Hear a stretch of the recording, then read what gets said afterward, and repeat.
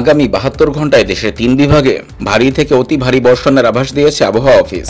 এতে বলা হয়েছে, সক্রিয় সঞ্চালনশীল মেঘমালার কারণে আজ রোববার সন্ধ্যা 6টা থেকে পরবর্তী 72 ঘন্টায় রংপুর, ময়মনসিংহ এবং সিলেট বিভাগের কোথাও কোথাও ভারী থেকে অতি ভারী বর্ষণ হতে পারে। গতকাল শনিবার যশোরের সর্বোচ্চ তাপমাত্রা ছিল 36.8 ডিগ্রি সেলসিয়াস এবং ঈশ্বরদীতে সর্বনিম্ন তাপমাত্রা 21 ডিগ্রি সেলসিয়াস। এছাড়া গত 24 ঘন্টায় রাজশাহীর তারাশীতে সর্বোচ্চ 66 মিলিমিটার বৃষ্টিপাত রেকর্ড করা হয়েছে। আবহাওয়া অফিস বলছে, আগামী 24 ঘন্টায় রংপুর, রাজশাহী, ঢাকা, ময়মনসিংহ ও সিলেট বিভাগের কিছু কিছু জায়গায় এবং খুলনা, বরিশাল ও চট্টগ্রাম বিভাগের 2-1 জায়গায় অস্থায়ীভাবে বৃষ্টি বা বজ্রসহ বৃষ্টি হতে পারে। এ সময় সারা দেশে দিনের তাপমাত্রা সামান্য হ্রাস পেতে পারে এবং রাতের তাপমাত্রা প্রায় অপরিবর্তিত থাকতে পারে। আবহাওয়াবিদ হাফিজুর রহমান জানিয়েছেন, এ সময় অন্য 5টি বিভাগেও বিচ্ছিন্নভাবে বৃষ্টি হতে পারে। 21 মে থেকে বৃষ্টিপাত কমে তাপমাত্রা বাড়তে পারে।